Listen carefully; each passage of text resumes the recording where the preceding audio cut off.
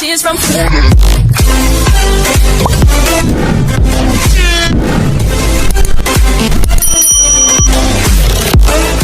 Tears from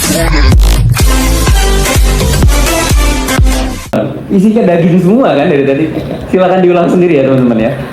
Kayaknya dari tadi juga kalau saya hitung udah dalam kurang dari 1 jam 73 kali kayak tepuk tangannya. Jadi kayaknya udah cukup lah ya semua poin-poinnya teman-teman. Nah, dan mungkin tadi Pak ada satu nih honorary mention juga teman kita yang juga di awal relawan. Tadi Bapak sebut soal bagaimana proyek teman-teman turun tangan Bandung, terus Akademi Relawan. Nah, di sini juga hadir. Beliau pernah jadi relawan turun tangan Bandung, kemudian koordinator turun tangan Jakarta, kepala sekolahnya Akademi Relawan, dan direktur eksekutif. Bang Juang boleh berdiri. Iya, ini juga salah satu pengawas kita di turun tangan teman-teman. Jadi alhamdulillah yang tadi Pak Anies sampaikan, kita bersyukur sekali selama 11 tahun terus bergerak dan senang sekali ketemu lebih banyak teman di kesempatan sore hari ini, karena justru kita pelajari semakin banyak teman kita, semakin banyak juga dampak yang ingin kita hasilkan. Nah, langsung aja teman-teman, saya biar nggak kelihatan pilih-pilih, 2 cowok 2 cewek ya, yang dari sebelah sana dan dari sebelah sana.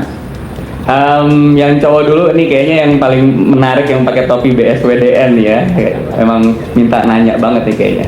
Yang mbaknya yang pakai vest hijau, jilbab hitam, kacamata, kedua.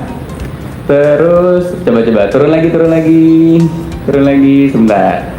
1, 2, 3. Tadi baru 2 ya. Yang di atas deh, yang di atas. Mbak yang di depan nih paling awal nih, angkat tangannya. Iya, itu yang ketiga. Satu lagi cowok. 1, 2, 3. Ya, ini bapak yang pakai masker semangat banget dari tadi. Udah 4 ya. Silakan teman-teman panitia boleh dibantu untuk mic-nya. Cek.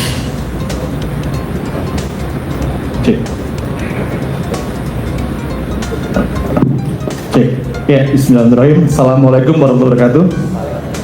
Mohon izin Pak Anies, perkenalkan nama saya Imam dari TT Bekasi dan juga profesional karir di bidang sustainability. Ada satu hal yang mengganjal bagi saya Pak, sebagai saya warga Bantar Gebang Bekasi Pak. Setiap hari saya selalu mencium bau sampah dari Jakarta masuk ke Bantar Gebang Bekasi lebih dari 7.000 ton per harinya. Kira-kira nih Pak, ngomongin masalah sampah, TPA Bantar Gebang sudah overload capacity. Pertanyaannya, langkah efektif apa yang Bapak bisa usulkan kepada pemerintah kota ke depannya yang insya Allah akan dimenangkan oleh Bang Pramono dan Dul dalam pengatasan masalah sampah? Karena jujur Pak, even masalah sampah di Bantar Gebang tidak ada kebijakan reward and punishment. Sampah yang terpilah diberikan insentif bagaimana sampah zero waste to landfill dari RT RW. Dan kata kuncinya pemilahan sampah adalah insentif. Kalau nggak ada insentif, again, sampah akan dibawa ke Bantar Gebang, akhirnya TPA Bantar Gebang tempat saya tinggal numpuk. Solusi uang bau bukan solusi. Solusi pertama adalah pemilahan sampah disebut dan insentif di RT RW sehingga terjadi zero waste to landfill. Mungkin itu saja dari saya. Terima kasih. Wassalamualaikum warahmatullahi wabarakatuh. Sorry, takut teman-teman yang lain belum kenal, namanya disebutin Kak. Nama saya Imam Pak, turun tangan Bekasi dan juga sebagai profesional karir juga Pak di Plastic Pay, salah satu platform di bidang pengolahan sampah plastik jadi ekonomi sirkular. Tukar botol jadi cuan. Asik, masuk ke barang. Oke, Kak Imam, thank you. Yang kedua, yang udah siap mic-nya, boleh dibantu?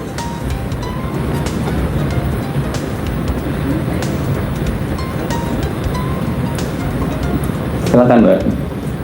Selamat sore. Saya boleh manggil Mas Anies saja ya Mas? Boleh dong. Dengan Mas Mbak? Anies, dengan Kandi. Saya saat ini kerja di NGO isunya transisi energi dan iklim, tapi saya juga sekaligus pendiri Aksara Institute, salah satu komunitas yang ikut turun tangan untuk festival tahun ini, Mas Anies.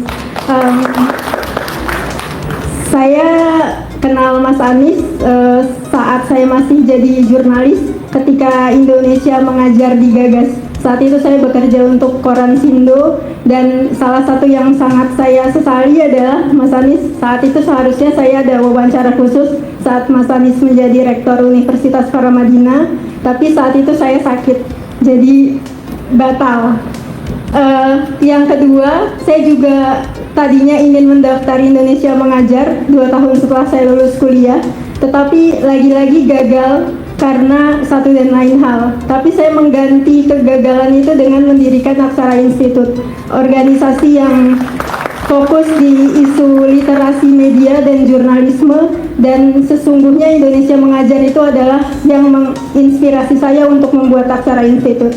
Aksara Institute ini Mas Anies menyelenggarakan kelas literasi media 1 tahun bedanya dengan berdirinya Turun Tangan. Jadi kami tahun 2014 dan sampai sekarang kelas literasi media sudah dijalankan selama 14 kali, termasuk yang versi daring selama pandemi. Jadi alhamdulillah meskipun saya tidak ikut Indonesia Mengajar, tetapi inspirasinya masih terbawa di Aksara Institute.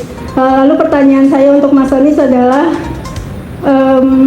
kalau Mas Anies lagi bosen atau lelah mengurusi kerelawanan ini, itu biasanya ngapain? Yang pertama. Lalu yang kedua, Mas, karena saya juga sudah menjalankan Aksara Institute dari tahun 2014, kadang-kadang capek juga. Lalu yang kedua, Mas Anies, relawanan yang selama ini Mas Anies lakukan, khususnya di Indonesia Mengajar maupun Turun Tangan, nggak sih merasa ini nggak ada manfaatnya buat diri sendiri? Kalau misalnya nggak pernah, buat Mas Anies melakukan ini semua apa sih manfaatnya buat diri sendiri? Kalau buat orang lain kan jelas ada ya, kita membagikan ilmu yang kita punya, tapi buat diri Mas Anies sendiri itu ada atau enggak? Terima kasih. Assalamualaikum warahmatullahi wabarakatuh. Waalaikumsalam. Thank you Mbak Kandi. Berikutnya mungkin langsung yang di sampingnya nih Bapak yang tadi pakai masker. Baru nanti ke atas. Bismillahirrahmanirrahim. Assalamualaikum warahmatullahi wabarakatuh.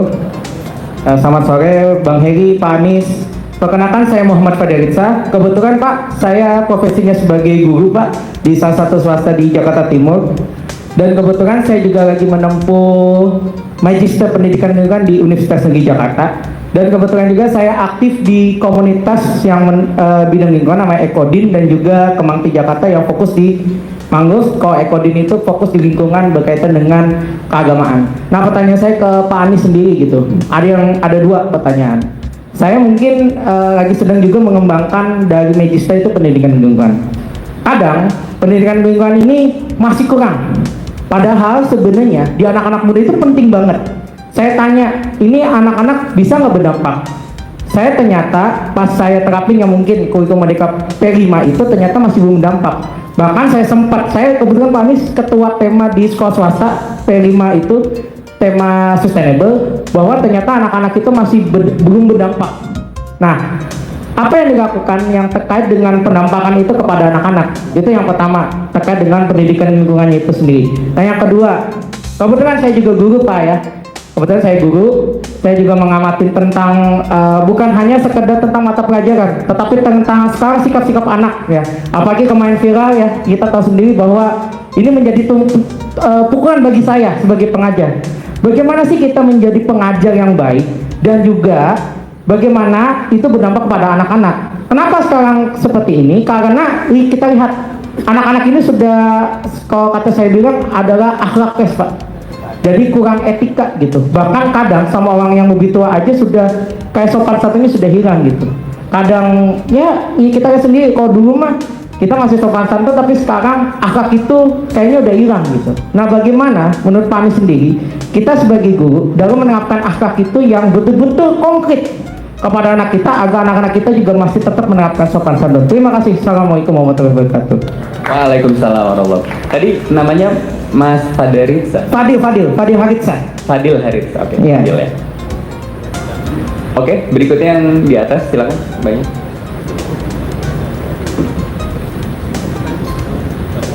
Pertanyaan pertamanya tadi soal ini ya, pendidikan lingkungan. Pendidikan lingkungan Pak. Iya. Silakan, Mbak. Baik, terima kasih atas kesempatannya. Sebelumnya perkenalkan, nama saya Naura Zafira. Saya merupakan mahasiswa dari UIN Syarif Hidayatullah Jakarta. Nah, sebelum masuk ke pertanyaan saya, dari yang tadi Bapak jelaskan bahwa ada 4 tahapan dalam kedekatan dengan seorang ya. Ada yang kenalan, temenan, sahabat, dari kenalan sampai sahabatan gitu. Nah, Bapak juga menyarankan kalau kita atau tahu 4 jenis orang ini, dukunglah ia jika ia dalam kontestasi politik. Jika kita tahu dia adalah orang yang baik. Tapi omongan Bapak itu sudah terrealisasikan juga di saya, walaupun saya tidak mengikuti kontestasi politik apapun, tapi saya nggak tahu Bapak masih ingat atau enggak. Saya pernah didukung oleh Bapak dalam suatu lomba duta moderasi beragama tahun 2021. Terima kasih banyak kepada Bapak sudah memotivasi saya juga. Yang sampai sekarang posannya masih ada di feed Instagram saya. Gitu. Oke, lanjut ke pertanyaannya. Tadi juga Bapak sempat singgung kalau anak muda sekarang, apalagi Gen Z seperti saya, itu kesadaran akan politiknya itu menurun. Bahkan bilang kalau politik itu negatif lah, politik itu kotor. Jadi kita itu sudah terdoktrin ngapain sih ikut politik gitu. Nah, menurut Bapak sendiri gimana sih cara untuk meningkatkan kesadaran akan pentingnya politik gitu di Indonesia kepada anak-anak muda? Dan juga pertanyaan yang kedua, untuk perspektif Bapak sendiri, gimana sih seharusnya negara ini menciptakan suatu ekosistem yang mendukung peran pemuda sebagai penggerak kerelawanan? Baik, itu saja. Terima kasih. Wassalamualaikum warahmatullahi wabarakatuh. Waalaikumsalam warahmatullahi wabarakatuh. Baik, terima kasih Mas Imam, Mbak Kandi, Mas Fadil, dan Mbak Naura. Kita langsung Pak, atau saya ulangi ya? Iya, jadi tadi Mas Imam yang pesannya keren banget nih dari aktivis Zero Waste kita. Pertanyaannya soal solusi buat dari Jakartanya sendiri ya terhadap permasalahan sampah di Bantar Gebang gitu. Terus yang kedua Mbak Kandi, terima kasih yang bergerak di Aksara Institute bidangnya literasi media dan jurnalisme. Ini pertanyaannya lucu karena kalau bosen dalam kerelawanan ngapain gitu kan buat Pak Anies. Terus apa sih manfaat kerelawanan untuk Bapak sendiri? Jadi terus Mas Fadil tanya soal ini aktivis pendidikan ya, pendidikan lingkungan lagi kan, pendidikan lingkungan dan keagamaan. Dan tadi pertanyaannya gimana nih cara menerapkan pendidikan lingkungan ke anak-anak dan juga akhlak ya, tadi akhlak. Dan terakhir Mbak Naura, tadi pertanyaannya Mbak Naura mahasiswa UIN ya dari Hidayatullah. Kesadaran politik ini lagi menurun dan gimana sih caranya anak muda lebih sadar, sama yang terakhir ekosistem ya yang negara bisa berikan supaya peran anak muda semakin meningkat. Silakan Abah.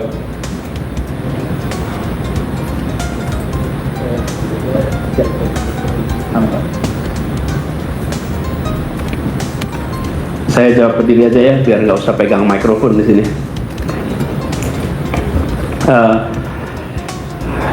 Imam tadi soal sampah, you're not alone, dan itu yang kami katakan berkali-kali ke banyak tempat. Kota-kota di Indonesia akan mengalami yang dirasakan Jakarta bila sejak dini tidak mengelola soal sisa. Saya tidak mengatakan sampah, saya mengatakan sisa. Kenapa saya katakan sisa? Ini masalah mindset. Jadi tadi bicara tentang pendidikan lingkungan hidup. Setiap kegiatan kita itu membutuhkan input, keluarnya output. Okay? Output itu dalam bentuk aktivitas, program, karya. Nah, di luar output itu ada namanya sisa. Sisa ini ada yang bisa dipakai lagi, ada yang harus didaur ulang, ada yang tidak bisa digunakan. Nah, yang tidak bisa digunakan bolehlah kita sebut sebagai sampah. Teman kita terlanjur terbiasa mengatakan semua sisa adalah sampah, dan kami mencoba mengubah mindset itu. Ini kantong saya ada tisu. Kenapa kami coba mindset itu? Di Jakarta, tonton naik MRT. Naik MRT, ini pertanyaan ini dilakukan oleh seorang menteri ketika uji coba MRT pas baru dibuka. Kan ada percobaan awal-awal ya, menteri-menteri itu nyoba. Kemudian ada seorang menteri yang ikut mencoba. Selesai itu dia ketemu saya, Mas, ini ada yang kurang Mas. Apa? Tempat sampahnya kurang. Terus saya jawab, Bu, nggak ada tempat sampah, bukan kurang, nggak ada. Terus kalau ada sampah gimana? Dikantongin. Saya udah terbiasa nih ngantongin, nggak tahu bakal ditanya soal sampah hari ini gitu. Tapi kalau ada, ini sisa, ini adalah sebuah tisu yang bersih. Tisu bersih. Saya keluarkan tisu itu dari tempatnya, saya pakai untuk menggosok kacamata. Apakah ini jadi menjijikkan? Tidak. Ini hanya berbasis kacamata. Tetapi kita terbiasa, kalau sesuatu yang sudah kita pakai, kita pegangnya pun risih. Misalnya, buka pisang. Ini buka tuh pisang. Terus setelah saya dibuka, kita masih pegang baik-baik tuh pisang itu ketika makan. Setelah ditaruh, tunggu 10 menit lagi, pegang gini. Ini pisang yang baru kita makan tadi tuh. Berubah mindset kita yang tadinya sisa, lalu persepsi kita mengatakan sebagai sampah. Karena itulah menurut saya sekarang ini harus ada revolusi serius soal bagaimana kita melihat masalah lingkungan hidup itu.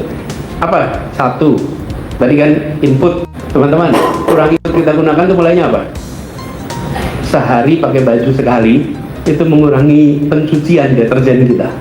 Tapi kalau kita pakai bajunya sehari 3-4 kali ganti baju, terus setiap 2 hari sekali itu cuci handuk, cuci macam-macam itu nambah deterjen kita. Kenapa kita sadari? Jadi konsumsi dikurangin, membantu lingkungan. Yang kedua, ketika kita beroperasi, aktivitas dibuat efisien. Yang ketiga, sisa sebagian dipakai lagi, sebagian harus melalui proses terulang, sebagian menjadi sampah. Jadi menurut saya mindsetnya itu dulu. Nah, kota-kota kita di seluruh dunia ini, seluruh Indonesia menghadapi problematika sampah. Saya kadang-kadang merenung kenapa ini terjadi ya. Kita sudah tinggal di kota, tapi mindset kita masih seperti dulu kita saat masih di desa, saat masih rural. Apa sih masih rural itu? Satu, semua yang kita konsumsi adalah recyclable. Beli nasi ponggol, wadahnya daun. Beli gudeg, wadahnya daun.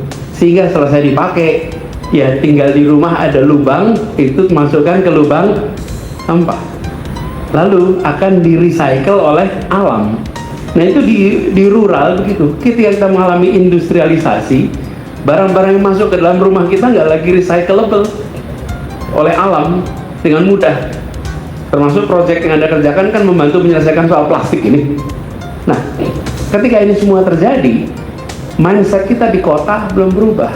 Sehingga kota-kota di seluruh Indonesia yang ada adalah menimbun sisa yang disebut sampah, lalu menjadi timbunan. Bukan cuma Jakarta yang mengalami, kota-kota besar seluruh Indonesia sekarang mengalami. Nah solusinya seperti dibilang tadi, di tingkat satu, di tingkat rumah tangga, yang kedua di tingkat intermediary, yang ketiga tingkat akhir. Itu penyelesaiannya end to end. Saya bisa nerusin ini, nanti jadi kuliahnya soal kuliah ekologi lingkungan untuk perkotaan gitu. Janganlah, ya berhenti di situ aja. Tapi saya sampaikan teman-teman bahwa ini membutuhkan turun tangan kita di level lingkungan, perumahan. Tidak bisa memilah sampah dikerjakan satu rumah, nggak bisa. Harus dikerjakan oleh satu komunitas. Kenapa? Ya bagaimana saya memilah sampah di rumah saya? Ketika saya taruh di luar, pemungut sampah mencampurnya lagi jadi satu.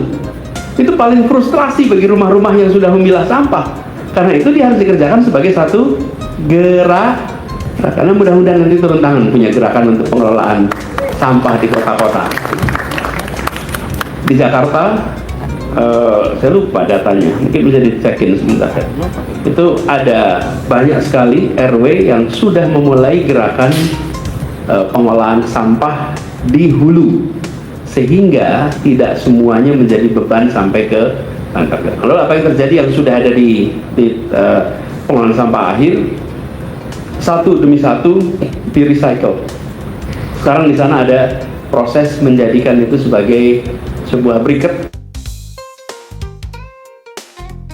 bahan bakar pabrik semen. Dan dikerjakan, saya resmikan itu persis sebelum ujung masa tugas. Kandi, sayang kita nggak jadi wawancara ya Kandi ya. Insya Allah nanti kita wawancara satu saat. Tapi Anda udah nggak jadi jurnalis ya sekarang. Udah di Aksara. Pertanyaannya ini loh, saya juga baru kepikir nih, apa yang dikerjakan kalau lagi bosan dengan kerelawanan? Alhamdulillah belum bosan sama kerelawanan. Tapi yang jelas teman-teman, saya merasa bersyukur sekali karena saya berjalan bersama dengan sahabat-sahabat pejuang yang tidak pernah luntur semangat juangnya. Osin, Heri, Sami, Angger, dan mana lagi yang sama-sama selama ini berjuang bersama-sama, itu yang menjaga semangat. Jadi kalau saya boleh usul, selalu berjamaah dalam gerakan relawan. Anda tidak akan pernah kesepian dalam gerakan relawan. Tapi kalau teman-teman berjalannya sendiri, mungkin akan mengalami kebosanan. Selalu dalam kebaikan, kerjakan secara bersama-sama. Dan komunitas itu yang kemudian merawat. Komunitas yang kemudian menjaga. Sehingga suasana kerelawanan itu tumbuh, berkembang, dan kita akan selalu muncul, selalu dipertemukan dengan kebaruan. Lalu ada Fadil soal pendidikan lingkungan. Saya sudah jawab ya sebagian dari jawaban tadi. Mana Fadil nih? Oke. Anda misterius betul. Kacamata, topi hitam, masker hitam, nggak kelihatan bulan ya. Saya pikir susuk dari mana gitu. Nggak ada susupan di sini ya. Nah, soal pendidikan lingkungan sudah ya, saya tadi sempat bicara. Tapi yang penting teman-teman, pendidikan lingkungan ini pembiasaan dari mulai usia muda. Lalu tentang akhlak guru, bagaimana menerapkan kepribadian atau budi pekerti, akhlak, karakter itu dengan pembiasaan dan keteladanan. Anda tidak bisa minta pada orang lain untuk, ada anak-anak kita ya, anak-anak kita untuk bersikap berbeda dengan gurunya, dengan orang tuanya. Jadi orang tuanya mencontohkan, anaknya nanti akan mengikuti contoh yang diberikan. Jadi menurut saya contoh keteladanan kunci, lalu pembiasaan menjadi kunci keduanya. Karena tanpa ada pembiasaan dia tidak membentuk menjadi karakter. Supaya menjadi karakter dia harus ada proses pembiasaan. Ini yang menurut saya kunci. Kemudian Nora ya, bagaimana meningkatkan kesadaran politik untuk anak-anak muda. Teman-teman, ajak untuk melihat, jangan terlalu banyak mengajari. Jadi kalau Nora pengen ngajak teman-teman muda terlibat politik, maka ajaklah untuk ikut aja, datang sebagai peserta, sebagai hadirin, dan itu akan memberikan pengalaman baru. Seringkali persepsi itu membentuk benteng pembatas yang amat tebal, yang sulit untuk diubah. Dan ketika kita mencoba untuk memberikan penjelasan A, B, C, D, F, G, mungkin akan dijawab dengan G, H, I, J, K, L, M, N. Akhirnya nggak pernah ketemu.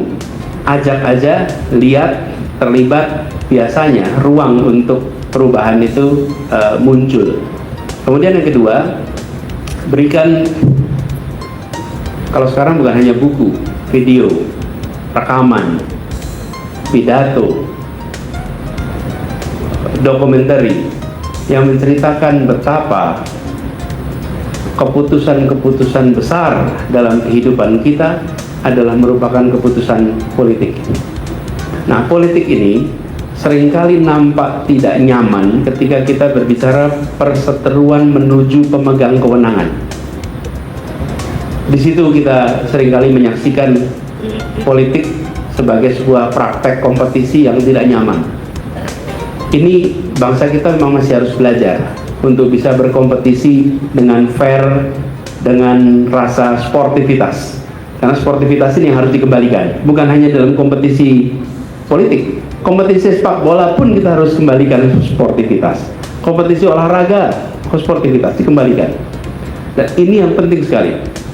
Teman-teman kalau lihat PON, teman-teman, Pekan Olahraga Nasional, lalu jenis-jenis atau cabang-cabang olahraga yang menggunakan juri, itu jenis cabang olahraga yang paling rentan pada praktek korupsi, pakai penjurian.